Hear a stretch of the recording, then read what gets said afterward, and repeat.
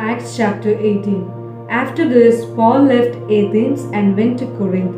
There he met a Jew named Aquila, a native of Pontus, who had recently come from Italy with his wife Priscilla because Claudius had ordered all Jews to leave Rome. Paul went to see them, and because he was a tent maker as they were, he stayed and worked with them. Every Sabbath he reasoned in the synagogue, trying to persuade Jews and Greeks. When Silas and Timothy came from Macedonia, Paul devoted himself exclusively to preaching, testifying to the Jews that Jesus was the Messiah.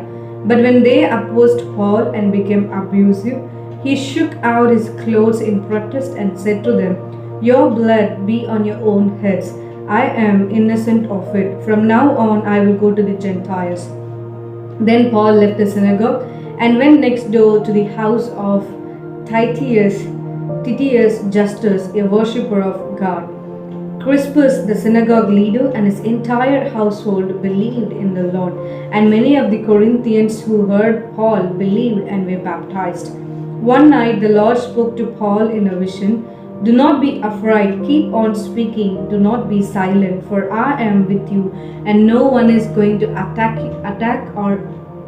and harm you, because I have many people in this city." So Paul stayed in Corinth for a year and a half, teaching them the word of God. While Gallio was proconsul of Achaia, the Jews of Corinth made a united attack on Paul and brought him to the place of judgment. This man, they charged, is persuading the people to worship God in ways contrary to the law. Just as Paul was about to speak, Gallio said to them, "If you Jews were making a complaint about someone misdemeanor or serious crime, it would be reasonable for me to listen to you. But since it involves questions about words and names and your own law, settle the matter yourselves. I will not be a judge of such things." So he drove them off. Then the crowd there turned on Sosthenes, the synagogue leader, and beat him in front of the proconsul, and Gallio showed no concern whatever. Paul stayed on in Corinth for some time, then he left the brothers and sisters and sailed for Syria, accompanied by Priscilla and Aquila. Before he sailed, he had his hair cut off at Cenchrea because of the oath he had taken. They arrived at Ephesus, where Paul left Priscilla and Aquila.